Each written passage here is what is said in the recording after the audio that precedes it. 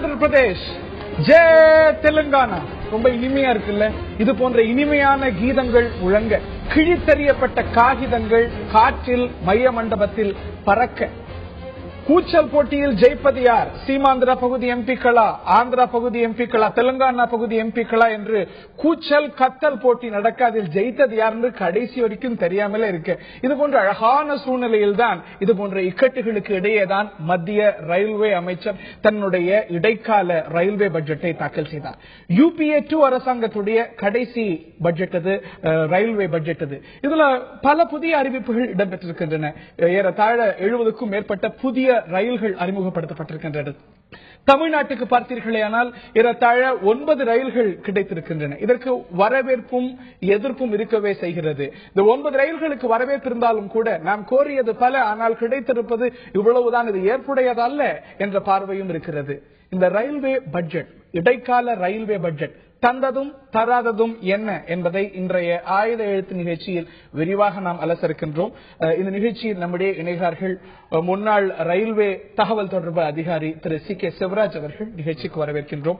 பாரதிய ஜனதாவின் மாநில செயலாளராக நியமிக்கப்பட்டிருக்கூடிய திரு ராகவன் அவர்களை வரவேற்கின்றோம். அவருக்கு வாழ்த்துக்களையும் தெரிவித்துக் கொள்கின்றோம். அதே போல அகில இந்திய காங்கிரஸ் கமிட்டியுடைய மாநில விவகாரங்களுக்கான தேசிய ஊடக தொடர்பாளர் திரு அமெரிக்க நாராயணன் அவர்களையும் இந்த நிகழ்ச்சிக்கு வரவேற்கின்றோம். நான் திரு நாராயணன் அவர்கள்ட்ட ஆரம்பிக்கணும்னு நினைக்கிறேன். இந்த ரயில்வே பட்ஜெட்டுடைய ஹைலைட்டே இதுல நடந்த அமளியும் துமளியும், ஆளும் கட்சி பிரதிநிதிகளே இது போன்ற கூச்சல் குழப்பத்தில் இது போன்ற காட்சிகள் இடம்பெற்றதுங்கிற விமர்சனம் இடம்பெற்றிருக்கிறது. ரயில்வே பட்ஜெட்ல 9 புதிய ரயில்கள் தமிழ்நாட்டுக்கு கிடைத்திருக்கின்றன. அவற்றுக்கு வரவேற்பு இருந்தாலும் கூட இந்த விமர்சனம் வைக்கப்பட்டிருக்கிறது. இந்த ரயில்வே பட்ஜெட்டுடைய ஹைலைட் ஆளுங்கட்சி உறுப்பினர்களே ரயில்வே பட்ஜெட்டை தாக்கல் செய்ய விடாமல் தடுத்தது. நல்லா சொன்னீங்க.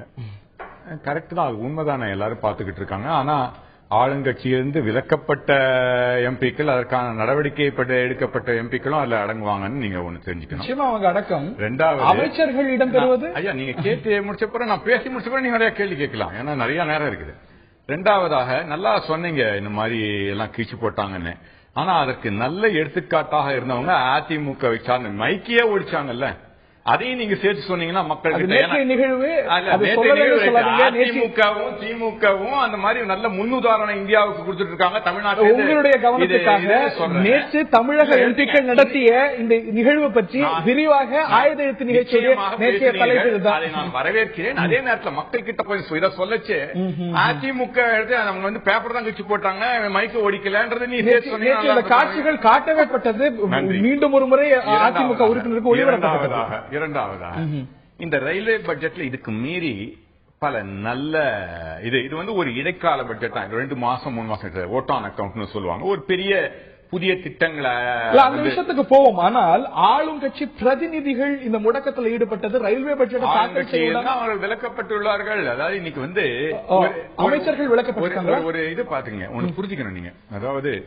தமிழகத்திலையும் சரி மற்ற இதுலயும் சரி, ஒரு மாநிலங்களுடைய உணர்வுகள் வெளிப்படுத்தப்பட வேண்டும் என்ற ஒரு மரபை இன்றைக்கு உருவாக்கிவிட்டோம்.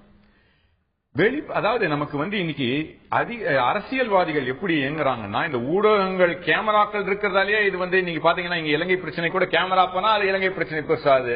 இதெல்லாம் காங்கிரஸ் உறுப்பினர்கள் தெலுங்கானா உறுப்பினர்கள் இது வந்து இவங்க மாதிரி முன்னும் இதை ஓடிக்க தெரிஞ்சுக்கல, மைக் ஓடிக்க தெரிஞ்சுக்கலன்றது உண்மை இல்ல. நேற்றுக்கு இன்னைக்கு கூட ராஜ்யசபா சேர்மன் அவர் தெரிய விடாம இந்த அளவுக்கு பதாகைகளை அவர் முகத்தை மறைச்சது உறுப்பினர்கள் எந்த கட்சியை சேர்ந்த உறுப்பினர்கள் உங்களுக்கு தெரிஞ்சு எல்லாருக்கும் தெரிஞ்சு. நேற்று ஏன்னா மைக்க ஓடிக்க தெரியல, அந்த அளவுக்கு நல்லா எக்ஸசைஸ் பண்ணி கொண்டு வரலாங்கிறது உண்மைதானே. இல்ல, இன்னைக்கு அமைச்சர்கள், அதாவது ஆளுங்கட்சியை சேர்ந்த பிரதிநிதிகள் ஈடுபடுவது சரி, ஆனால் அமைச்சர்கள் இன்னொரு அமைச்சர் படிக்கக்கூடிய உரையை தடுக்கிறது அப்படிங்கிறது, ரயில்வே பட்ஜெட்டை தடுக்கிறதுங்கிறது என்ன மாதிரியான ஆபத்தான போக்கு?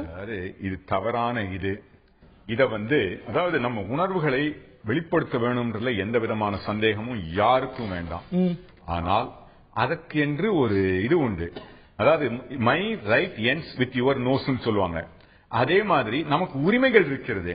அந்த உரிமைகளை சரியான முறையில் செயல்படுத்த வேண்டும் என்பதை நாம் அனைவரும் மக்கள் வந்து இதை தெளிவா அரசியல்வாதிகளுக்கும் பிஜேபியில் இருக்கிற முக்கியமா திராவிட கட்சிகளுக்கு எப்படி வந்து நம்மளுடைய உணர்வுகளை சரியாக வெளிப்படுத்திக் கொள்ள வேண்டும்.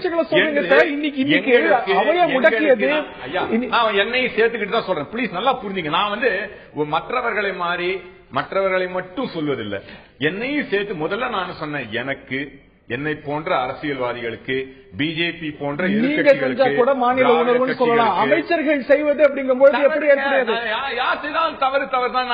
நீங்க என்ன செய்ய சொல்றீங்க? நான் சரியா சொல்றேன். நானும் உங்க உணர்வை, நான் மக்கள் உணர்வை பிரதிபலிக்கிறேன். இதுல வந்து என்ன தவறு? அவர் வந்து தவறான எடுத்துக்காட்டு செய்யறாரு, அது தவறுன்னு சொல்றேன். இது வேற என்ன எதிர்பார்க்கறீங்க? இந்த முறை தவறு அமைச்சர்களும் இடம்பெற்றது தவறு. அமைச்சர்கள் இல்ல, எம்பிக்கள் கூட சரியான முறையில் நடந்துக்கணும். அந்த மாதிரி எம்பிக்களை மக்கள் தேர்ந்தெடுக்கணும்னா இதுவா எந்த கட்சியா இருக்கட்டும், ஒழுக்கமாக நேர்மையாக ஊழல் இல்லாத நல்லவர்களை, வல்லவர்களை, உங்கள் கருத்துக்களை பாராளுமன்ற முறையிலே பிரதிபலிக்கக்கூடியவரை தேர்ந்தெடுங்கள் நான் கேட்டுக்கிறேன். இது வந்து இங்க நடந்திருக்கக்கூடிய காட்சிகள். பட்ஜெட்டுக்கு அப்படியே போவோம். இந்த பட்ஜெட்ல பல புதிய அறிவிப்புகள் இடம்பெற்றிருக்கின்றன. குறிப்பா தமிழ்நாட்டுக்கு 9 அறிவிப்புகள் பிரதானமாக வந்திருக்கின்றன. பாரதிய ஜனதா கட்சி, தமிழக பாரதிய ஜனதா இதை எப்படி பார்க்கிறது? இல்ல, கடந்த முறை கூட 2013 கூட இது மாதிரிதான் நிறைய அறிவிப்புகள் கொடுத்தாங்க. உதாரணத்துக்கு சொல்லணும்னு சொன்னா, அந்த வந்து ரயில்வே ஸ்டேஷன்லாம் மாடர்னைஸ் பண்றது, இது மாதிரி பல அறிவிப்புகள் கொடுத்துறாங்க. அதே மாதிரி இந்த போர்ட்டல், நீங்க ரயில்வே ரிசர்வேஷன்ல போனீங்கன்னா எல்லா போர்ட்டலும் போயிடணும். இந்த ரயில்வே ரிசர்வேஷன்ல பண்ணவே முடியாது, அந்த அளவுக்கு அப்படியே நின்றுட்டே இருக்கும், ஸ்டாண்ட்ஸ்லாம் நின்றுட்டு இருக்கும். ஆன்லைன் ரிசர்வேஷன் அவ்வளவு பெரிய கஷ்டம் அந்த ரயில்வேல. அதை நாங்க சரி பண்ணுவோம்னு சொன்னாங்க. அதே மாதிரி ரயில் பில்டிங், ரயில் லைன்ஸ், ஃப்ரைட் டெர்மினல்ஸ், இதெல்லாம் சொன்னாங்க கடந்த முறை. ஆனால் சொன்னதாகத்தான் இருக்கிறதே தவிர இதுவரை கடந்த பட்ஜெட்ல சொன்னது எதுவும் நிறைவேறல. ரயில்வே பட்ஜெட்டை பொறுத்த வரைக்கும் என்ன ஒரே ஒரு விஷயம்னா, ஒவ்வொரு வருடத்திற்கு ஒரு மத்திய ரயில்வே அமைச்சர்ல இருந்து இது 5வது ரயில்வே அமைச்சர் இந்த பட்ஜெட்டை தாக்கல் பண்ணிருக்காருன்னு தவிர வேற ஒன்னும் இதுல பெருசா இருக்கிறதா நமக்கு தெரியலங்க. ஏன்னு சொன்னால் கடந்த காலங்களில் சொன்ன எந்த அறிவிப்பும் கூட நிறைவேற்றப்படவில்லை. கடந்த 2013 மாத்திரம் இல்ல, 2007, 2008 அப்படின்னு நிறைய சொல்ல முடியும். அதனால இது வெறும் அறிவிப்புகளாகத்தான் இருக்கிறது. இதுலயும் கூட அவர் சொல்லும்போது சொல்லியிருக்கிறார், இது வந்து இன்டரிம் பட்ஜெட், இடைக்கால பட்ஜெட், இந்த 4 மாதத்துல இத்தனை ட்ரெயின் விட்டுருவோம் அப்படிங்கறதெல்லாம் பேசியிருக்கிறார். எது சாத்தியம் எனக்கு புரியவில்லை. இதற்கு முன்பாகவும் சொன்னதை செய்ததில்லை, இப்பவும் தேர்தலுக்காக இதை சொல்லி இருக்கிறார்கள். ஆனால் கடந்த கால வரலாறு, இவருடைய வரலாறு சொன்னது எதையுமே செய்ததில்லை என்பதுதான் அதோடு நிற்கிறது. அப்படித்தான் இதை நாங்க பாக்குறோம். பெருசா ஒன்னும் பாராட்டுறதுக்கு எதுவும் இல்லை, பாராட்டுவதற்கு எதுவும் இல்லைங்கிறது உங்களுடைய பார்வை. இந்த குற்றச்சாட்டுக்கு திரு அமெரிக்க நாராயணன் பதில் சொல்வார் நினைக்கிறேன். இடைக்கால ரயில்வே பட்ஜெட் கூச்சலுக்கும் குழப்பத்துக்கும் காகித கிழிப்புக்கும் மத்தியிலே நிறைவேறி இருக்கிறது. இது தந்தது என்ன, தராதது என்ன என்பதை பற்றி வாய்த்து வருகின்றோம். தமிழ்நாட்டுக்கு 9 புதிய ரயில்கள் எல்லாம் அறிமுகப்படுத்தப்பட்டிருக்கின்றன. ஆனால் இன்னும் நிறைய கேட்டும் கிடைக்கலங்கிற ஒரு பார்வையும் இருக்கிறது. இது பற்றி தான் இன்றைய ஆயுத எழுத்து நிகழ்ச்சியில் விரிவாக நாம் அலசி வருகின்றோம். இந்த பகுதியில் நம்மிடையே திரு எஸ் மாரிமுத்து அவர்களும் இணைகிறார். தமிழ்நாடு ரயில் பயணிப்போர் தீர்வகத்தைச் சேர்ந்தவர். அதே போல திரு சி கே சிவராஜ் அவர்கள்ட்ட நான் இந்த பகுதியில் கேட்க விரும்புகின்றேன். இதற்கு முன்னாடி ஒரு இடைக்கால பட்ஜெட் சமீபத்தில் 2009 பார்க்கும்போது கட்டண குறைப்பே இருந்தது லாலு பிரசாத் தாக்கல் செய்த பட்ஜெட்ல. ஆனால் இந்த முறை கட்டண உயர்வு இல்ல, கட்டண குறைப்பும் இல்ல. அப்படிங்கறத எப்படி பார்க்கணும்? இதையும் தாண்டி 9 ரயில்கள் கிடைத்திருக்கிறது, இன்னும் நாங்க கேட்டு கிடைக்கல அப்படிங்கிற குறையும் தமிழ்நாட்டு அரசியல் தலைவர்கள் பதிவு செஞ்சிருக்காங்க. இந்த ரயில்வே பட்ஜெட் பற்றிய உங்களுடைய பார்வை என்ன?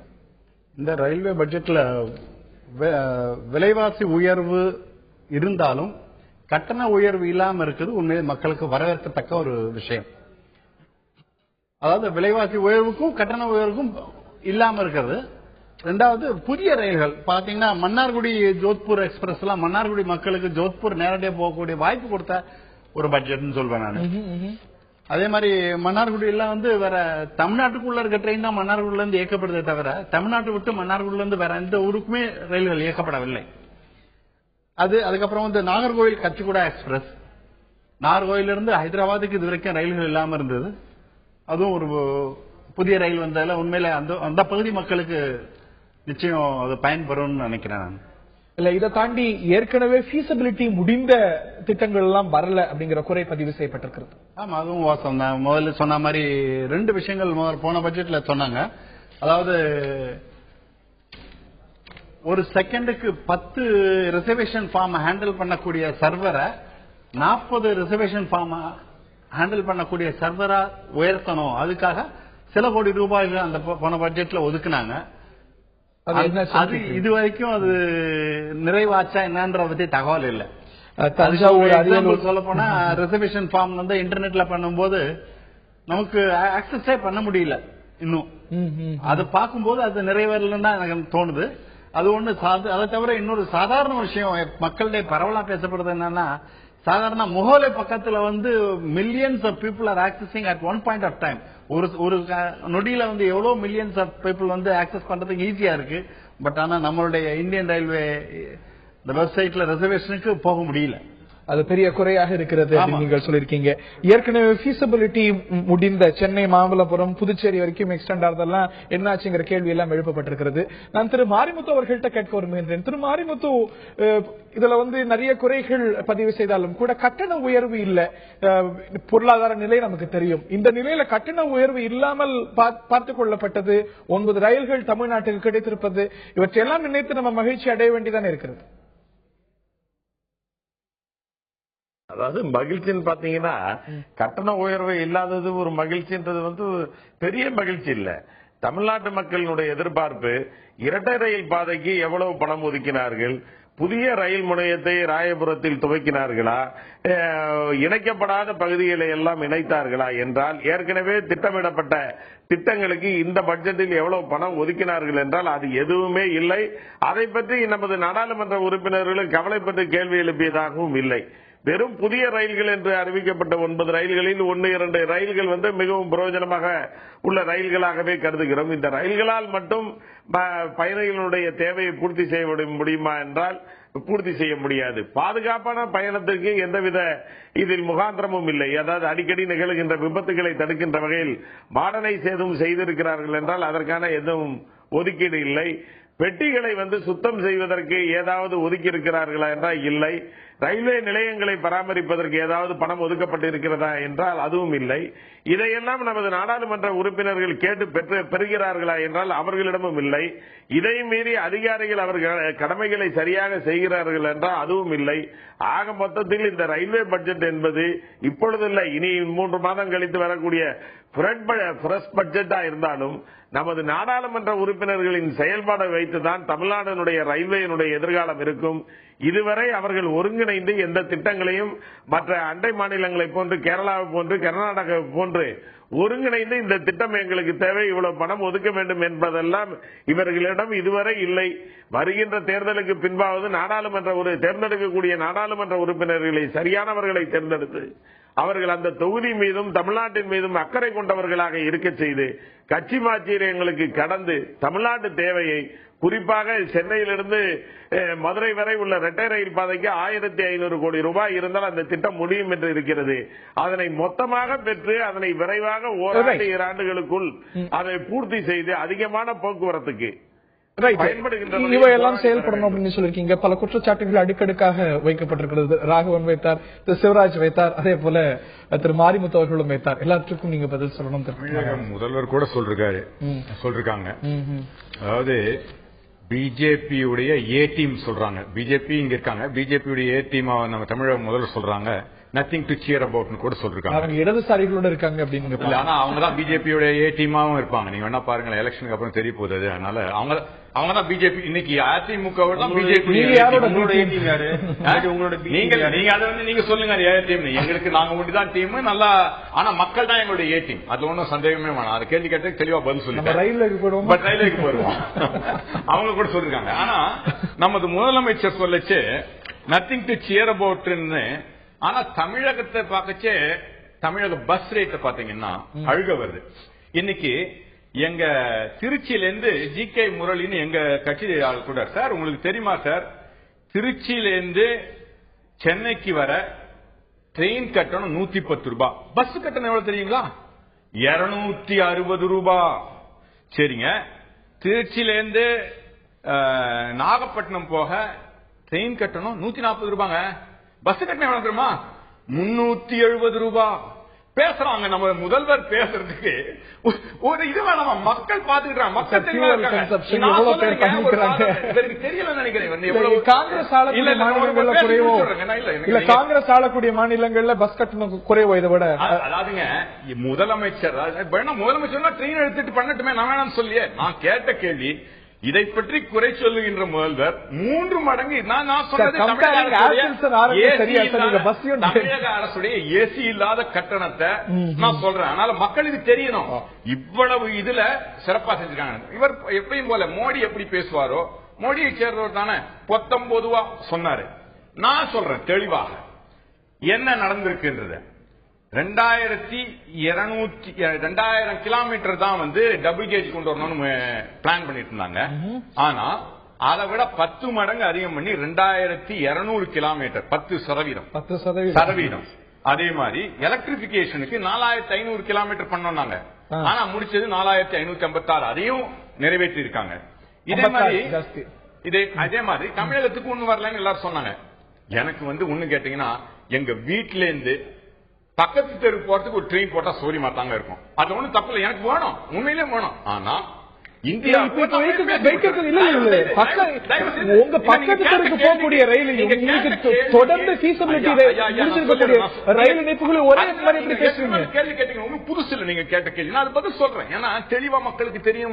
பக்கத்து தெருக்கு போறதையும் கோரிக்கைகளையும் நீங்க பக்கத்து ஊருக்கு போறதுக்கு எனக்கு ட்ரெயின் வேணும். அது ஒண்ணு தவறு இல்லை. ஏன்னா ஒரு இந்திய குடிமகன் எனக்கு வேணும் இல்ல, அது சரிதான், நியாயம் தானே நான் கேட்கறது. ஆனா இந்தியால 29 30 மாதத்துல நம்ம தமிழ் மாநிலம் 3%. இன்னைக்கு அறிவிச்சதுல எத்தனை சதவீதம் அறிவிச்சிருக்கோம்? தமிழ்நாட்டுக்கு 13% அறிவிச்சிருக்கோம்.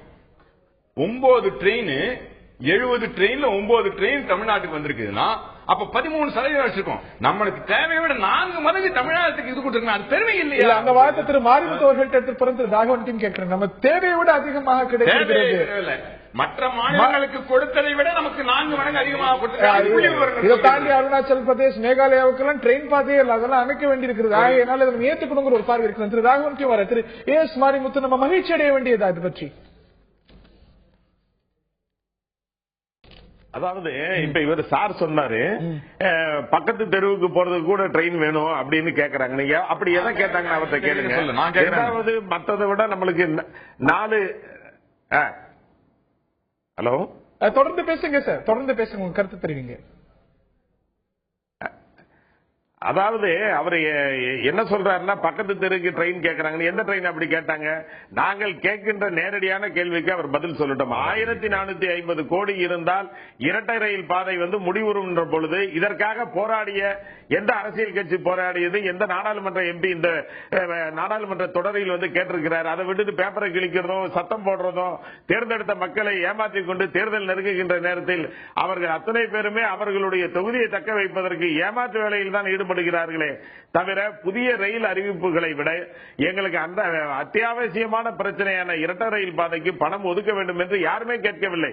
எந்த அரசியல் கட்சியும் கேட்கல. இங்க பிஜேபி காங்கிரஸ் குறை சொல்றது, காங்கிரஸ் பிஜேபி குறை சொல்வதால் எந்த நன்மை ஏற்பட போவதில்லை. மக்களின் தேவையான பிரச்சனைகள் அவருடைய வாதம் என்னன்னா, இப்ப 70 ரயில்கள் கிட்ட அறிவிக்கப்பட்டிருக்குன்னா அதுல 9 தமிழ்நாட்டுக்கு கிடைச்சிருக்கு. அதுல பாத்தீங்கன்னா 13% நமக்கு வந்துருது. ஆக இது அதிகம் இல்லையா? மற்ற இப்ப அருணாச்சல் பிரதேசம், அசாம்க்கெல்லாம் ரயில் பாதைகளே இல்லாத பகுதிகள் இருக்கு, மேகாலயாவுக்கெல்லாம். அப்படி நம்ம ஒப்பிடலாமா? மேகாலயா அதெல்லாம் இல்ல அப்படி இப்ப அறிவிக்கப்பட்ட ரயில்களில் 9 ரயில்கள் தமிழ்நாட்டுக்கு கிடைத்தது சரி என்றால் சரிதான், அது வரவேற்கிறோம் என்றால் வரவேற்கிறோம். ஆனால் எங்களுக்கு ஆதாரமான பிரச்சனைகளை பற்றி எந்த கருத்துமே வெளிப்படவில்லையே. ராயபுரம் ரயில் முனையமாக வேண்டும் என்று 10 வருடமாக கேட்டுக்கொண்டிருக்கின்றோம். ரயில்வே அமைச்சரும் அதில் உடன்பட்ட பிறகு கூட அமைச்சர்கள் மாற்றப்படுகிறார்கள். அந்த திட்டத்தை பற்றி எந்த குறிப்பும் இல்லை. அதனை போன்ற இரட்டை ரயில் பாதைக்கு 1500 கோடி இருந்தால் முடிந்துவிடும் என்று சொல்கிறார்கள். அதற்கு பணம் ஒதுக்கவில்லை. பதிவு செஞ்சிருக்கீங்க. மீண்டும் வருவோம். திரு ராகவன் கிட்ட கேட்க வரும் என்று, இது இடைக்கால பட்ஜெட் அப்படிங்கறத பார்க்கணும் இல்லையா? இது 4 மாதங்களுக்கான பட்ஜெட். இது ஒரு பொது பட்ஜெட் போல எதிர்பார்ப்பது அப்படிங்கிறது எதிர்பார்க்கல. நான் என்ன கேட்கிறேன், நீங்க ரயில்வே பட்ஜெட்ல கொடுத்ததை சொன்னதை ஏதாவது நடந்திருக்கிறதா? இன்றைக்கு பெருமையாக சொல்கிறார் 2000 ரயில் பாதைகள் 2000 கிலோமீட்டர் போட்டோம். 2008 நினைக்கிறேன் நானு. பொள்ளாச்சி கோவை அகல ரயில் பாதை மாத்தணும்னு சொல்லிட்டு அந்த மீட்டர் கேஜை கைட்டி விட்டாங்க. அங்க போன ட்ரெயின்லாம் இன்னைக்கு எதுவுமே 2008ல ஃபீசிபிலிட்டி ஸ்டடி எல்லாம் உடனே மாற்றுவதாக சொல்லி மீட்டர் கேஜ் ட்ராக் எல்லாம் எடுத்தாச்சு. இன்னைக்கு ட்ரெயின் பாதையே இல்லை. இப்போ என்ன சொன்னீங்க நீங்க? இன்றைக்கு பொள்ளாச்சியில இருந்து பாத்தீங்கன்னா திண்டுக்கலுக்கு ட்ரெயின் கிடையாது, பொள்ளாச்சியில இருந்து பாலக்காடு கிடையாது. எல்லாம் நீங்க 2008 தானே சொன்னீங்க. இப்ப என்ன ஆச்சு? நடக்கலையே. நான் அதே போல போன 2013 ஊனமுற்றோருக்காக தனி நாங்க ரயில் விடுவோம்னு சொன்னாங்க. மொபைல்ல நீங்க ரிசர்வேஷன் பண்ணிக்கலாம் அப்படின்னு சொன்னாங்க. ட்ரெயின் ரிசர்வேஷன் மொபைல்ல பண்ணலாம்னு சொன்னாங்க. இப்பயும் சொல்லிருக்காரு 2013லயும் மொபைல்ல பண்ணலாம்னு சொன்னாங்க, ஏற்பாடு செய்வோம்னு சொன்னாங்க. 2014 இதே தான் சொல்லிட்டு இருக்காங்க. நீங்கள் கடந்த காலங்களிலே உங்களுடைய ரயில் பட்ஜெட்ல ரயில்வே பட்ஜெட் சொன்ன எதை செய்திருக்கிறீர்கள்? கடந்த ரயில்வே பட்ஜெட்ல கடந்த 4 வருடங்களாக சமர்ப்பிக்கப்பட்ட ரயில்வே பட்ஜெட்ல இந்த மாதிரி மீட்டர் கேஜ் எல்லாம் பிராட் கேஜா மாத்துவேன்னு சொன்னீங்களே, குறிப்பிட்ட காலங்கள்லாம் சொன்னீங்களே, எது நடந்திருக்கிறது? செய்ததை இதையெல்லாம் சொன்னோம், செய்தோம், நடத்தினோம் சொல்லணும் இல்ல பட்ஜெட்ல. இப்போ நீங்க சொல்லி இருக்கிறீங்க, அதனாலதான் உங்க பேர நம்பிக்கை இல்லைங்கிற. நான் சொன்னதை எதையுமே நீங்க செய்யல. அறிவிப்புகளாகவே இருக்கின்றன அப்படிங்கறதும் இந்த பட்ஜெட்டுடைய ஹைலைட்டாக கட்டண உயர்வு இல்லை அப்படிங்கிறது பார்க்கப்படுது. ஆனால் மறைமுகமாக வந்திருக்கிறது கட்டண உயர்வுங்கிற குற்றச்சாட்டு எழுந்திருக்கிறது. அது என்ன கட்டண உயர்வு? திரு சிவராஜ் அவர்கள்ட்ட அதைத்தான் கேட்க இருக்கின்றேன். காகிதங்கள் பறக்க, கூச்சல் குழப்பம் அமளிக்கு இடையே ரயில்வே இடைக்கால பட்ஜெட் தாக்கல் செய்யப்பட்டிருக்கிறது. இது தந்தது என்ன, தராதது என்ன என்பதை பற்றி நாம் விரிவாக அலசி வருகின்றோம். இந்த பகுதியில் முன்னாள் ரயில்வே பிஆர்ஓ திரு சிவராஜ் அவர்கள்ட்ட நான் கேட்க விரும்புகின்றேன். ஒரு குற்றச்சாட்டு வைக்கப்பட்டிருக்கிறது, கட்டண உயர்வு இல்லை அப்படின்னு நம்ம பாக்குறோம். ஆனா மறைமுகமாக கொல்லபுரத்துல கட்டண உயர்வு வந்திருக்கிறதுன்னு சில அரசியல் கட்சிகள் விமர்சிச்சிருக்காங்க. அவங்க எதை விமர்சிக்கிறாங்க அப்படின்னா, பிரீமியம் ரயில்கள்னு வரப்பட்டிருக்கு. தமிழ்நாட்டுக்கும் 2 கிடைச்சிருக்குன்னு நினைக்கிறேன். இதுல கட்டணங்கிறது வந்து கட்டுப்பாட்டுல இல்லாதது. ஆக மறைமுகமாக ஏழை மக்களை பாதிக்கிற வகையில மறைமுகமாக கட்டண உயர்வு வந்திருக்குன்னு பாக்குறேன். இல்ல, நிச்சயமா அதை நான் மறுக்கிறேன் சார். ஏன்னா பாமர மக்கள் யாருமே வந்து இந்த பிரீமியம் ரயில்ல ஏசி கிளாஸ்ல டிராவல் பண்றது இல்ல. அவங்களுக்கு ஒரு இடத்துல இருந்து மற்ற இடத்துக்கு போறதுக்கு ரயில் வசதி தேவை. அவங்களுக்கு எது சௌகரியமோ அந்த ரயில்ல தான் போறாங்க தவிர பிரீமியம் ரயில் வந்து பாமர மக்களுக்காக இயக்கப்படுறது எந்த கவர்மெண்ட் சொல்லல. பிரீமியம் ரயில்ல பாமர மக்கள் யாரும் போறது இல்ல சார். இல்ல, அவசர தேவைக்காக போறாங்க. ஆனா அந்த கட்டணம் அப்படிங்கிறது கட்டுப்பாடே இல்லாம பிரீமியம் ரயில் வந்து எப்படி டிக்கெட்டிங் நடக்குங்கிறது மட்டும் சொல்லுங்களேன். அதாவது இப்ப சாதாரண ரயில்னா இவ்வளவுதான் கட்டணம், இவ்வளவு கேன்சலேஷன் சார்ஜ் இருக்கு. பிரீமியம் ரயிலுடைய கட்டணம் எவ்வளவு வரைக்கும் இருக்கலாம்னு ஒரு இலக்கு இருக்கா, இல்ல ஒரு சீலிங் இருக்கா? சீலிங் இல்ல. அப்படின்னா ஃபிளைட் சார்ஜஸ் மாதிரி போலாம்ல. இல்ல, அது வந்து அன்னைக்கு நிலைமைக்கு. ஃபார் எக்ஸாம்பிள் ஃபிளைட் வந்து நீங்க ஒரு 90 நாள் முன்னாடி புக் பண்ணீங்கன்னா 1000 ரூபாவா இருக்கும். ஆன் த டே போனீங்கன்னா 17,000 ரூபாய் இருக்கும். அது மாதிரி தீபாவளி பொங்கலுக்கு அந்த பிரீமியம் ரயில் இயக்குறாங்க. அந்த மாதிரி சாதாரண மக்கள் பயன்படுத்துற ரயில்ல கொண்டு வருது சரியாங்கிற கேள்வி எழுது. அது வந்து அத்தியாவசிய தேவை இருக்கும்போது, இப்போ கரண்ட் ஸ்டேட்டஸ்ல பாமர மக்களுக்கு என்ன தேவைன்னா நேரம் தான் முக்கியம், காசு முக்கியம் இல்ல. நீங்க எந்த காசு இருந்தாலும் சாதாரணமா மக்கள் மத்தியில இருக்கக்கூடிய ஒரு இது வந்து சார், இப்போ ஒரு இடத்துக்கு போகணும்னா இன்னைக்கு நம்ம ஒரு காலத்துல பஸ்ல போனோம், ஆட்டோக்கு மாறணும், ஆட்டோல இருந்து இப்ப கால் டாக்ஸிக்கு போறோம். இது வந்து என்ன நம்ம நேரத்தை முக்கியமா கருதி நம்ம நடந்துட்டு இருக்கு. இப்போ சரியான மக்களை பத்தி சொன்னா சரி, சாமானிய மக்கள் என்ன சார் பண்ணுவாங்க? சாமானிய மக்கள் யாருமே பிரீமியம் ட்ரெயின்ல போறது இல்லையே சார். இது வந்து நான் சொல்லலையே. சொல்லலாமா? இல்ல, இதுக்கான டார்கெட் அப்படிங்கிறது சாதாரண மக்கள் இல்ல. இப்ப திடீர்னு உங்களுக்கு ரயில்ல போகணும், டிக்கெட்டே கிடைக்காது அப்படிங்கும் பொழுது நீங்க கட்டணம் கொடுக்க தயாரா இருக்கீங்க, ஆனாலும் கிடைக்காது அப்படிங்கும் போது இந்த கட்டணம் இப்படி இருக்கிறதுனால அந்த மக்கள் பயன்படுத்தலாம். அதனாலதான் அது பேர் பிரீமியம் ரயில் அப்படின்றது அவரோட பார்வையா புரிஞ்சுட்டு. அதுக்கு முன்னாடி நான் ஒரு தகவல் சொல்ல நினைக்கிறேன். திரு நாராயணன் சார் சொன்ன மாதிரி அடுத்த தெருக்கு போறதுனாலும் எனக்கு ரயில் தேவைன்ற ஒரு ஏக்கம் எல்லாருக்கும் இருக்கு. ஆனா வந்து நான் என்ன சொல்ல வரேன்னா, தன்னுடைய சொந்த ஊருக்கு போறதுக்கு சென்னையில வேலை பார்ப்பாங்க, சொந்த ஊருக்கு போறதுக்கு ஒரு ரயில் தேவைன்னு சொல்லி மக்கள் எதிர்பார்க்கறதுல தவறே கிடையாது, நியாயமான எதிர்பார்ப்பு. ஆனா வந்து ரயில்வே நிர்வாகத்தை பொறுத்த வரைக்கும், ஃபார் எக்ஸாம்பிள் திருச்சிக்குன்னா சென்னையில இருந்து திருச்சிக்கு இயக்கப்படுற ரயிலுக்கான பாதை வேணும். ஃபர்ஸ்ட் அந்த பாதை கிடைக்கணும். அந்த பாதை கிடைச்சதுக்கு அப்புறம் அதை இயக்குவதற்கான ரயில் இன்ஜின் வேணும், கோச் வேணும், அதை ஓட்டக்கூடிய டிரைவர் வேணும், கார்டு வேணும், டிடி வேணும், அதை மெயின்டைன் பண்றதுக்கான மெக்கானிக்கல் வேணும், அதை போய் சேர்ந்ததுக்கு அப்புறம் அதை பிட்லைன்ல நிறுத்துவதற்கான இடம் வேணும். இவ்வளவும் இருந்தாதான் ஒரு புதிய ரயிலை இயக்க முடியும். ரைட். நான் திரு நாராயணன் கிட்ட கேட்க விரும்புகின்றேன். மற்ற குற்றச்சாட்டுகளுக்கும் பதில் சொல்ல விரும்புவீங்க. அதே நிலைய ஒரு குற்றச்சாட்டு வைக்கப்பட்டிருக்கிறது, பெரும்பாலான ரயில்கள் வட பகுதிகளை மையப்படுத்தி இருக்கின்றன, தமிழ்நாட்டுக்கு நியாயம் கிடைக்கலங்கிற ஒரு பார்வை வந்திருக்கிறது. தமிழக முதலமைச்சரை கோட் செய்யறேன். Most of the new benefits are confined to the northern parts of the country and this highlights the UPA's step motherly treatment to south and Tamil Nadu in particular unquote. அதாவது தமிழக முதல்வர் இது மாதிரி அரசியல் பண்றது பேசுறது ஒண்ணும் புதுசு இல்ல. ஏன்னா உணவு பாதுகாப்பு சட்டத்தில் சொல்லிச்சே, பிரசிடென்ஸ் இருக்குன்னு நான் சொல்லச்சே தயவு செஞ்சு குறுக்கிடாதீங்க.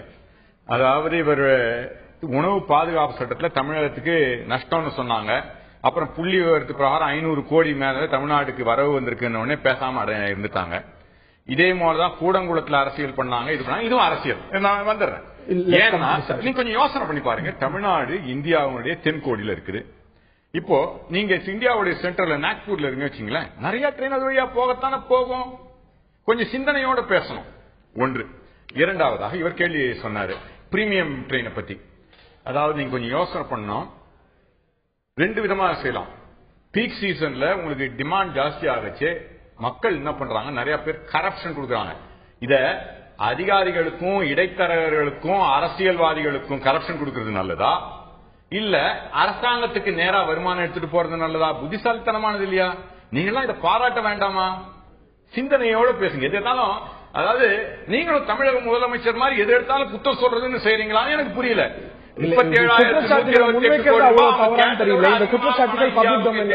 ஒதுக்கிட்ட போது கூட 37,000 கொடுக்கல சொன்னா என்ன அர்த்தம்? இதுதாங்க உண்மையை சொல்றோம். நாம 19 ரூபா பேசல. பலரும் புள்ளி விவரங்கள் அடிப்படையில் தான் சொல்றாங்க. இப்ப பலரும் மற்ற வட மாநிலங்களுக்கு நிறைய ரயில்கள் இருக்கிறது. தமிழ்நாட்டுடைய பல ஃபீசிபிலிட்டி ரிப்போர்ட் முடிந்திருக்கக்கூடிய ரயில்கள் கூட என்னாச்சுன்னே தெரியலாத நிலவரங்கிறது கேள்வியா இருக்கு. பதில் சொல்லிட்டேன், வேணா மறுபடியும் சொல்றேன். இன்றைய பட்ஜெட்ல 13% ட்ரெயின் தமிழ்நாட்டுக்கு வந்திருக்கு. எத்தனை மற்ற ஒவ்வொரு மாநிலமா எடுத்து எவ்வளவு வருது? நான் இன்னைக்கு பெட்டு கட்டுறேன். தமிழகத்துல இருக்க நான் எனக்கு பார்க்காமே சொல்றேன்.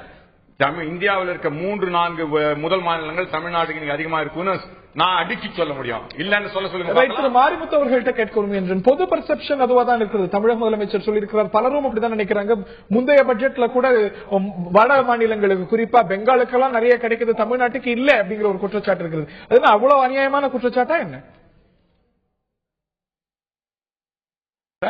அநியாயமான குற்றச்சாட்டுனா, இப்ப நம்ம ரயில்வேத்துறை அதிகாரியும் அவர் நம்ம நாராயணன் சாரும் சொன்னது பாத்தீங்கன்னா, நாக்பூர்ல நம்ம தமிழ்நாடு இருந்தா நிறைய ட்ரெயின் போகுன்றாரு, நம்ம தென்கோடியில இருந்தா போக கூடாதப்ப மேகாலயாவை எங்க இருக்கிற மேகாலயாவை இணைக்கிறதுக்கு செலுத்தக்கூடிய கவனம் தமிழகத்தின் இரட்டை ரயில் பாதைக்கு ஏன் செலுத்தல? ரயில்வேத்துறை அதிகாரி சொன்னாரு, ரயில் அதிகம் வேணும்னா பாதை வேணும்னா இரட்டை ரயில் பாதை வேணும். அந்த இரட்டை ரயில் பாதையை பற்றி எந்த அரசியல் கட்சியும் முக்கியத்துவம் கொடுத்து பேசுவதில்லை என்பது எங்களது குற்றச்சாட்டு. அது திமுகவோ அதிமுகவோ காங்கிரஸோ பிஜேபியோ இல்ல மற்றவர்களோ யாருமே அந்த திட்டத்திற்கு ஒரு முக்கியத்துவம் கொடுத்து பேசாததனுடைய விளைவுதான் நம்மளுக்கு ரயில் கிடைப்பதில் தாமதமாகிறது.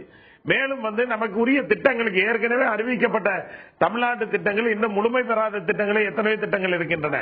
இதற்கான பண ஒதுக்கீட்டிலும் கவனம் செலுத்துவதில்லை. ஒவ்வொரு பட்ஜெட்டிலும் ஒரு 6 ட்ரெயின் புதுசா வரும், 5 ட்ரெயின் புதுசா வரும் என்பது மட்டும் மக்களை மகிழ்விக்காது. பிரீமியம் ட்ரெயின் என்று அறிவித்திருக்கிறார்கள். பிரீமியம் ட்ரெயினில் ரயில்வே துறையை சேர்ந்த அதிகாரிகளுக்கு அதில் பாஸ் உண்டா இல்லையா?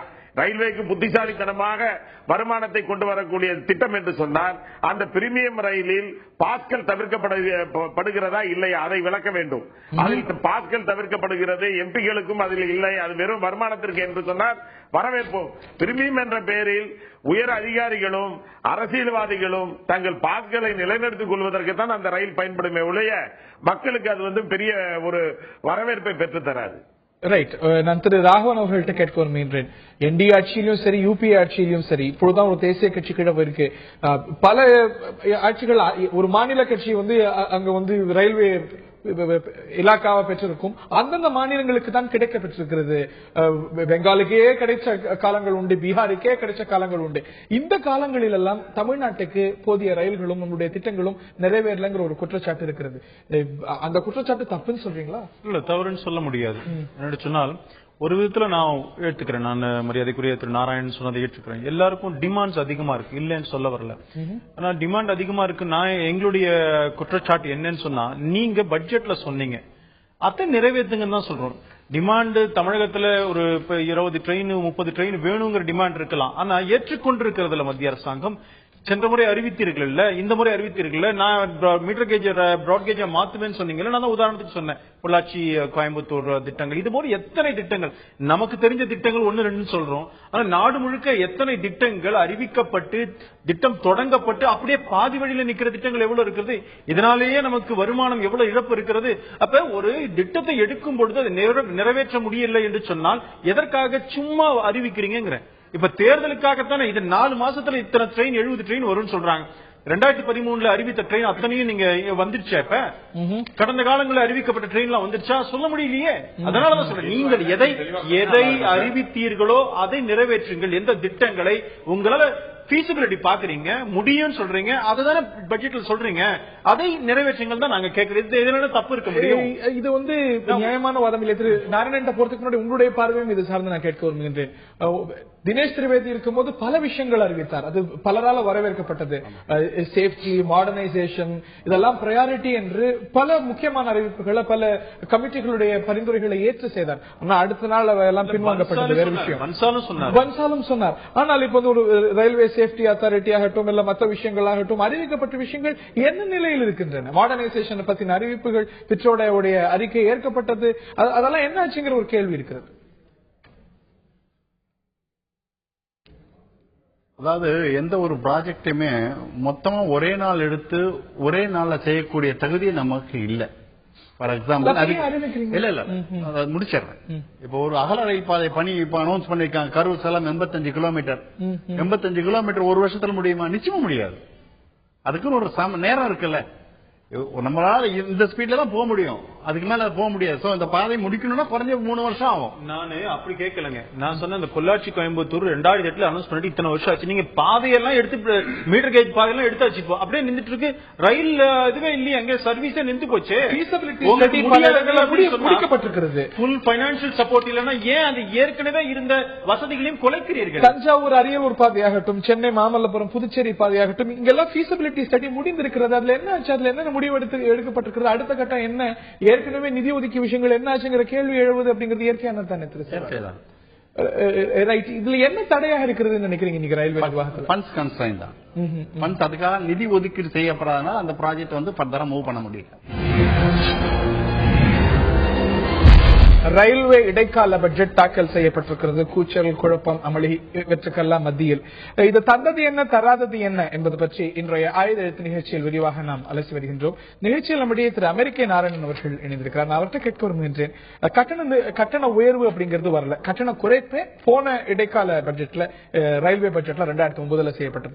ஆனாலும் கூட இந்த கட்டணம் சார்ந்த ஒரு இன்னொரு விமர்சனம் உங்கள் மீது வைக்கப்படுகிறது. தன்னாட்சி அதிகாரத்துடன் கூடிய ரயில் கட்டண நிர்ணய ஆணையத்தை கொண்டு வந்திருக்கீங்க. ஆக இது மறைமுகமாக அரசாங்கத்துக்கும் இதுக்கும் பொறுப்பு இல்ல, டீசல் விலை ஏறிடுச்சு, இந்த ஆணையம் உயர்த்திருச்சு அப்படின்னு சொல்லி அரசாங்கத்துக்கு இந்த கட்டண உயர்வுல இருந்து இருக்கக்கூடிய ஒரு பொறுப்பை இல்ல கெட்ட பேரை நீக்கிறதுக்கான ஒரு முயற்சியை அது பார்க்கப்படும். அதாவது என்னுடைய பார்வை தர்மர் பார்வை, நிறைய பேருக்கு துரியோதன பார்வை இருக்கு. அதனால எப்படி இல்லைன்னு சொல்ல முடியும்? நியாயமான துரியோதனன் இருந்தா அந்த மாதிரி ஒரு பார்வை இருக்கத்தான் செய்யும். ஆனால் இது வந்து ஒரு நல்ல இது அரசுக்கு அப்பாற்பட்ட, இன்னைக்கு பாத்தீங்கன்னா ட்ராய்னு ஒரு அமைப்பு இருக்கு, டெலிகாம் ரெகுலேட்டரி அத்தாரிட்டி. அதே மாதிரி கரண்ட்டுக்கு அது மாதிரி வச்சிருக்கோம். ஏன்னா இதுக்கு வந்து ஒரு இது என்னன்னா 2 விதமான இது, அரசு, பொதுமக்கள், நுகர்வோர்கள். இது வந்து ப்ரொடியூசர்ஸ் தனியா வர போறாங்க. அப்ப இவர்களுக்கு எல்லாம் வந்து ஒண்ணுக்கு நீதிமன்றத்துக்கு போய், நீதிமன்றம் இன்னைக்கு அரசு நடத்துகிறதுன்னு வருது. நீதிமன்றத்துக்கு இதனுடைய வேலை இல்லை. பொருளாதாரம் தெரிந்த, புரிந்த, நெளிவு சுழிகளை பொறியியல் தெரிந்த தடுத்து நிறுத்திருக்கிறது இந்திய உச்ச நீதிமன்றம் அல்ல உயர் நீதிமன்றம். எந்த கட்டண உயர்வை இல்ல கட்டண நிர்ணயத்தை தடுத்து நிறுத்திருக்கிறது? ரயில்வே கட்டண உயர்வை உச்ச நீதிமன்றம். உச்ச நீதிமன்றம் நேற்று செய்யல, இன்னைக்கு செய்யலாம், நாளைக்கு செய்யாது நிச்சயமா உங்களால சொல்ல முடியுமா? செய்யும் உங்களால சொல்ல முடியுமா? நிச்சயமா முடியும். ஏன்னா கடந்த காலத்தை எடுத்து பாத்தீங்கன்னா ஒண்ணுலயும் நீதிமன்றம் தலையிட்டு இருக்கா இல்ல இல்லன்னு உங்களால சொல்ல முடியுமா? When executive fails, judiciary intervenes.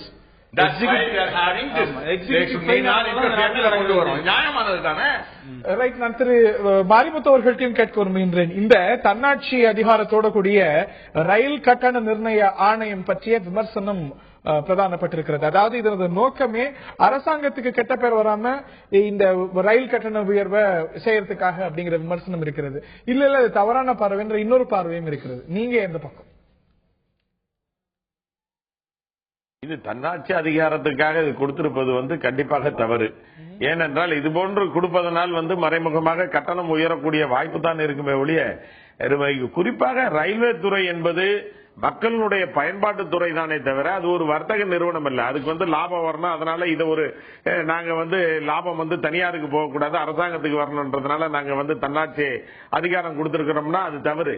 Railway துறை சீரமைக்கப்பட வேண்டும். இன்றைக்கு இருக்கக்கூடிய ரயில்வே துறையினால் யாருக்கு லாபம் என்று கேட்டீர்கள் என்றால் அதில் சொகுசாக இருக்கக்கூடிய அதிகாரிகளுக்கும் அதில் பணிபுரியக்கூடிய ஊழியர்களுக்கும் தான் அது ஒரு அதிகமான பலனை தருது. இந்த தன்னாட்சின்ற மாதிரி இன்னும் கொடுத்தாச்சுன்னா இன்னும் அவங்க இஷ்டத்துக்கு ரேட்டை ஏத்திக்கிட்டு போறதுக்கு இந்த பெட்ரோல் டீசலுக்கு எப்படி தனியா ஒரு ஆணையம் அவங்களா ரேட்டை பிக்ஸ் பண்ணிக்கிறாங்களோ அந்த மாதிரி இது சம்பந்தம் இல்லைன்னு சொல்லக்கூடிய ஒரு வாய்ப்பு தான் வரும். இது மக்களை வெகுவாக பாதிக்கும். இதை விடுத்து ரயில்களை சீரமைப்பதற்கு ஒரு தனியாக ஒரு அமைப்பிற்கு ஒரு 10 ரயில்களை சுத்தம் செய்வதற்கு தனியாருக்கு விட்டு பார்த்தால் அரசு ஊழியர்கள் ஒழுங்காக வேலை செய்வார்கள். அதற்கு வேண்டால் தனியாருக்கு ஒரு சுத்தம் செய்யக்கூடிய பணி, ஒரு ரயில்வே ஸ்டேஷனை நிர்வாகம் பார்க்கக்கூடிய சீரமைக்கக்கூடிய பணிக்கு தனியாருக்கு விட்டால் அதன் மூலமாக மற்ற ஊழியர்களும் திறம்பட வேலை செய்வதற்கு இதே வார்த்தையை நான் உங்கள்கிட்டயும் எடுத்துட்டு போக விரும்புகிறேன். மக்கள் கருத்தும் வந்திருக்கிறது. இதை தாண்டி அவர் ஒரு பிரதான குற்றச்சாட்டு வைத்திருக்கிறார். இன்னைக்கு ரயில்வேனால பயனடைவது அதிகாரிகளும் ஊழியர்களும் தான் அப்படிங்கிற ஒரு குற்றச்சாட்டு அவர் வைத்திருக்கிறார். நீங்களும் ஒரு அதிகாரியா இருந்திருக்கீங்க. இந்த விமர்சனம் பரவலா இருக்குது, எப்படி பார்க்கறீங்க? தவறான விமர்சனம். ரயில்வேல வேலை பார்க்கறவனுக்கு ஒரு சலுகை இருக்கு, அந்த சலுகை அனுபவிக்கிறான். அதுக்கு ஒண்ணும் இல்ல. இன்னொரு ஆங்கிள் சொல்லுவோம், ஒரு அரசாங்கத்தில் வேலை பார்க்கிற ஒருத்தன் ரிட்டையர் ஆனதுக்கு அப்புறம் பென்ஷன் வாங்குறது தவறுன்னு சொல்ல முடியுமா? பென்ஷன் வாங்குறது தவறுன்னு சொல்ல முடியாது. பிரீமியம் ரயில் சொல்றீங்க, அதுல அதிகாரிகளுக்கு இல்ல ஊழியர்களுக்கு பாஸ் கிடையாதுன்னு சொல்லணுமே, அது பற்றி அரசாங்கத்தில் இன்னைக்கும் சொல்றேன். துரந்தோ எக்ஸ்பிரஸ்ல ரயில்வே பாஸ் வச்சு டிராவல் பண்ண முடியாது. அப்படியே முடியணும்னா அவன் போய் டிக்கெட் இடம் இருந்தா கூட டிக்கெட் எடுத்தானா வெயிட்டிங் லிஸ்ட் தான் வரும். அன்னைக்கு தேதியில யாராவது போகலன்னாதான் அவனுக்கு இடம் கிடைக்கும், இல்லைன்னா இடம் கிடைக்காது. ரைட். இந்த நிலையில நேர்கள் டீம் கேட்டிருந்தோம், இடைக்கால ரயில்வே பட்ஜெட்டில் தமிழகத்துக்கான ஒதுக்கீடு, இது பற்றி உங்களுடைய பார்வை என்று கேட்டிருந்தோம். அதற்கு மக்கள் கருத்து என்னங்கிறதை பார்க்கலாம்.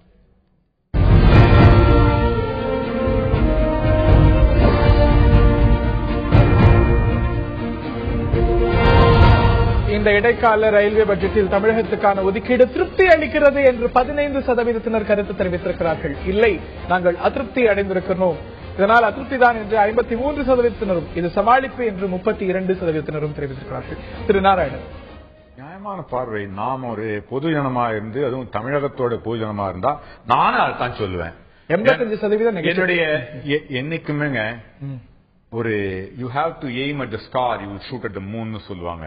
அது மாதிரி நான் ஒரு சாதாரண வரி கொடுக்கிற பொதுஜனமா இருக்குச்சே, எங்க அரசாங்கத்திட்ட இன்னும் எஃபிஷியன்டா, இன்னும் சிறப்பா, இன்னும் தமிழகத்தை அதிகமா செய்யணும்னு எதிர்பார்ப்புல எந்த விதமான தவறு இல்லை, அது நியாயமானதுன்னு நான் நினைக்கிறேன். ரைட். நான் உங்கள்கிட்ட கேட்க விரும்புகின்றேன், இந்த பார்வையை பற்றி உங்களுடைய பார்வை. கண்டிப்பா இது தமிழகத்தை எப்பொழுதுமே மத்திய காங்கிரஸ் அரசாங்கம் வஞ்சித்துக் கொண்டுதான் இருக்கிறது என்பது எல்லாருக்கும் தெரியும். மக்களும் அதைத்தான் சொல்லியிருக்கிறார்கள். எல்லா சப்ஜெக்ட்லயும், not only this subject, in every subject தமிழ்நாடை வஞ்சித்துக் கொண்டிருக்கிறது மத்திய காங்கிரஸ் அரசாங்கம். மக்களுடைய முடிவு சரியான முடிவு இல்ல. இதுல நீங்க எல்லாத்தையுமே விமர்சனம் செஞ்சிருக்கீங்க, இது நிறைவேற்றப்படல அப்படின்னு. வரவேற்கப்பட வேண்டிய விஷயமே ராகவன், நீங்க சொல்லுங்க, பாதைகள் கிடைச்சிருக்கிறது, கட்டண உயர்வு சொல்லுகின்றீர்கள், செயல்படுத்தி காட்டுங்கள், உங்களை பாராட்ட நாங்கள் இதுக்கு முன்னாடி அறிவிக்கப்பட்ட எந்த திட்டமும் வரலன்னு சொல்ல முடியுமா? பல முடங்கி போயிருக்கலாம். ஆமா, ஏங்க பணம் முடங்கி போயிருக்கா தெரியாதா உங்களுக்கு? மத்தியில் நீங்க தானே ஆடுறீங்க, உங்களுடைய ஆட்சி, உங்களுடைய பட்ஜெட். அவர் தான் சொல்றேன், அவர்தான் அவங்கதான் பட்ஜெட் போடுறாங்க. விஷயம் தெரியாம பட்ஜெட் போடுறதுன்னா அப்ப தவறை ஏற்றுக்கொள்ளுங்கள். அப்ப நான் சொல்ல வரேன், ஊனமுற்றோருக்கு ஒரு ரயில் கொடுப்பேன்னு போன வாட்டி சொன்னீங்க, பெண்களுக்கு பாதுகாப்பு உயர்த்துவோம் சொன்னீங்க, போன பட்ஜெட்ல சொன்னீங்க, வரல. மொபைல்ல ட்ரெயின் டிக்கெட் புக் பண்ணலாம் சொன்னீங்க, போன பட்ஜெட்ல சொன்னீங்க, வரல. இப்ப இதையெல்லாம் சொல்லி செய்யலையே. இன்றைக்கு அகல ரயில் பாதை போடுவோம் சொல்லிட்டு பல இந்த மீட்டர் கேஜ் பாதையெல்லாம் எடுத்து விட்டீங்க. ரெண்டு முறை 3 முறை சொல்லிட்டாரு மீட்டர் கேஜ் எடுத்து. நிச்சயமா சொல்ல முடியும், மக்கள் கஷ்டப்பட்டிருக்காங்க சார், உங்களால போக முடியல. நான் குறுக்கிடல, நான் பேசும்போது நீங்க குறுக்கிட்டு அப்புறம் நடுவில் என்ன சொல்றீங்க? அவர் சொன்னா அவர் என்ன பேசுங்க, அமைதியா பேசுறேன். அதாவது நீங்க 2 முறை சொன்னீங்க, அது மீட்டர் கேஜ் தமிழ்நாட்டில் எந்த இடத்துலயும் நீங்க எப்பயுமே பிளேன்ல பறப்பீங்கன்னு நினைக்கிறவங்களுக்கு மீட்டர் கேஜ் இந்த தமிழ்நாட்டில் எடுத்துட்டாங்க, எல்லா இடத்துலயும் பிராட் கேஜ் வந்துச்சு, அதனால அதை எடுத்திருக்காங்கன்னு நீங்க உங்களுக்கு தெரியாம இருக்க தப்பில்ல. நீங்க பிளேன்ல பறக்கிறதுக்கு எங்க ரயிலை பத்தி சாமானிய மக்களை பத்தி தெரிய போகுது, அதனால அது ஒண்ணு. ஆனா தமிழ்நாட்டில் மீட்டர் கேஜே இல்ல, அதனால தான் அது இல்ல. இரண்டாவதாக நீங்க பல இது சொன்னது செய்யலன்னு சொன்னீங்க. தெளிவாக நான் வந்து அது நீங்க காது கொடுத்து வாங்க மாட்டீங்கன்னா எப்பயுமே வந்து மத்தவங்க சொல்றதை கேட்க கூடாது, மக்களுடைய குரலை கேட்க கூடாதுன்றதுல நீங்க தெளிவா இருக்கீங்க. தயவு செஞ்சு குறுக்கிடாதீங்க. எலக்ட்ரிபிகேஷன் நான் சொன்னேன் 4556 கிலோமீட்டர் பண்றாங்க, இலக்கு 4500 கோடி தான். சொன்னதை செஞ்சிருக்காங்களா இல்லையா? எல்லாம் நான் ரொம்ப தெளிவா புள்ளி வருங்க. இது வந்து பொய் கேட்டேன், அதிகாரி கேட்டேன் சார் இந்த மாதிரி குரல்ல பொய் சொல்லுவாங்களா சார்? ஏன்னா இது வந்து பப்ளிக்கா இருக்குது. அவர் சொன்னாரு சத்தியமா இதெல்லாம் பொய் சொல்ல மாட்டாங்கன்னு. சோ தயவு செஞ்சு புரிஞ்சுக்குங்க, சொன்னதை செஞ்சிருக்கோம், செய்யறத சொல்லியிருக்கோம். ஒரு சிலர் நீங்க சொன்னது நடக்காம இருக்கலாம், நான் அதை மறுக்கல. ஆனா அவர் கேட்ட கேள்விக்கு நான் நேர்மையா பதில் சொல்றேன், நீங்க நேர்மை இல்லாம பதில் சொல்றேன் மக்களுக்கு தெரியும். நான் வந்து சொன்னேன் சில தப்பு நடந்திருக்கு, ஆனா ரைட் நடந்திருக்கு சொன்னேன். நீங்க எல்லாமே தப்பு சொல்றீங்க. மக்கள் 85% மக்கள் 85% மக்கள் உங்களை நீங்க சொன்னது அப்படி சொல்லல. மக்களுக்கு தலைவணங்க தயாராகும் என்னைக்கும் மக்களுடைய நான் முதல்லயே நீங்க பொய் சொல்றீங்கன்னு சொல்றேன். மக்கள் பொய் சொல்றாங்களா? இல்லையா? நான் மக்களுடைய கருத்து 85% மக்கள் தமிழகம் வஞ்சிக்கப்பட்டிருக்கிறது குறிப்பிட்டார். அந்த எதிர்பார்ப்பு தப்பு இல்லை அப்படிங்கிறாரு.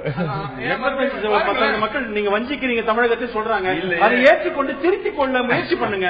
இல்லைங்க, நீங்க பொய் சொல்றீங்கன்னு கேட்டிருந்தீங்கன்னா 100% சொல்லிருப்பாங்க. ரைட். அரசியலை தாண்டியும் பார்க்க வேண்டி இருக்கிறது. இந்த தருணத்துல நம்ம கேட்டு கிடைக்காத திட்டங்கள் அப்படிங்கிற நிச்சயமாக சில காரணங்களால நிறைவேற்ற முடியாம போயிருக்கலாம். அது நிச்சயமா ஒரு குறையாக இருக்கலாம். இன்னைக்கு இதை தாண்டி முக்கியமான கோரிக்கைகள், நிறைவேற்றப்படாமல் இருக்கக்கூடிய கோரிக்கைகள் அப்படின்னு எதெல்லாம் பட்டியலிடுவீங்க திரு மாரிமுத்து? அதாவது நிறைவேற்றப்படாத கோரிக்கை என்பது வந்து எங்களுக்கு இரட்டை ரயில் பாதை என்பதுதான் முழுமையான முதல் கோரிக்கை. அதனை போன்று சென்னை நகரத்திற்கு வந்து ராயபுரம் ரயில் முனையம் என்பதை நாங்கள் கேட்டுக்கொண்டு இருக்கின்றோம். அதுவும் கிடைக்கவில்லை. அதுவும் ஒரு முக்கியமான கோரிக்கை. இப்பொழுது இவர்கள் 2 பேரும் வாதம் செய்கின்ற பொழுது சொன்னார்கள், இதே இன்னும் 4 மாதம் கழித்து பிஜேபி ஆட்சிக்கு வந்து காங்கிரஸ் எதிர்கட்சியாக இருந்தால் இந்த 2 பேரும் அந்தந்த தருணத்திலிருந்து மாற்றி அப்படியே பேசுவார்கள். ஆக வந்து உண்மையான மக்கள் மீது அக்கறை கொண்ட அரசியல்வாதிகள் வந்து மக்களுக்கு தேவையான திட்டங்களை தேர்ந்தெடுத்து அதனை பெற்றுத் தருவதில் முனைப்பு காட்ட வேண்டுமே தவிர அவரவர்கள் நிலைகளை சமாளிப்பதெல்லாம் மக்கள் எதிர்பார்க்கவில்லை. இறுதி கட்டத்துக்கு வந்துட்டோம். இதுல இன்னும் இடம்பெற்றிருக்க வேண்டிய விஷயங்கள் அப்படிங்கிறது உங்களுடைய கருத்து சுருக்கமா சொல்லுங்க. நிகழ்ச்சி நிறைவேற்ற இடம்பெற்றிருக்க வேண்டிய விஷயம் ராயபுரம் ரயில் நிலையம். Right right. அது உங்களுடைய பார்வையா இருக்கு திரு சிவராஜ். இடம்பெற்றிருக்க வேண்டியது வந்து இப்போ தற்சமயம் வந்து இன்டர்நெட் டிக்கெட் புக்கிங் வந்து ஸ்பீடப் பண்ண இருக்க வேண்டியது, அது இன்னும் நடக்கல. ரைட். அடுத்து வரக்கூடிய முழுமையான பட்ஜெட்ல அது நடக்குமாங்கிற எதிர்பார்ப்பு இருக்கிறது. அது பட்ஜெட்டை தாக்கல் செய்ய போவது யாருங்கிற கேள்வியும் நேர்கள் மத்தியில் இருக்கிறது. இந்த தருணத்தில் நிகழ்ச்சி நிறைவு செய்தாக வேண்டும். ஒரு எதிர்பார்ப்புக்கு அந்த எதிர்பார்ப்பு நடக்கலன்னு நான் நினைக்கிறேன். வருங்காலத்தில் வரும் நான் நினைக்கிறேன். பல எதிர்பார்ப்புகள் இருக்கிறது, அவை நிறைவேறுமா அப்படிங்கறத பொறுத்திருந்து பார்ப்போம். இந்த நிகழ்ச்சியில் பங்கு பெற்ற திரு அமெரிக்க நாராயணி, திரு கே டி ராகவன், திரு சிவராஜ் மற்றும் திரு மாரிமுத்து மற்றும் பார்த்தவர்களுக்கு நன்றி தெரிவித்துக் கொள்கிறேன்.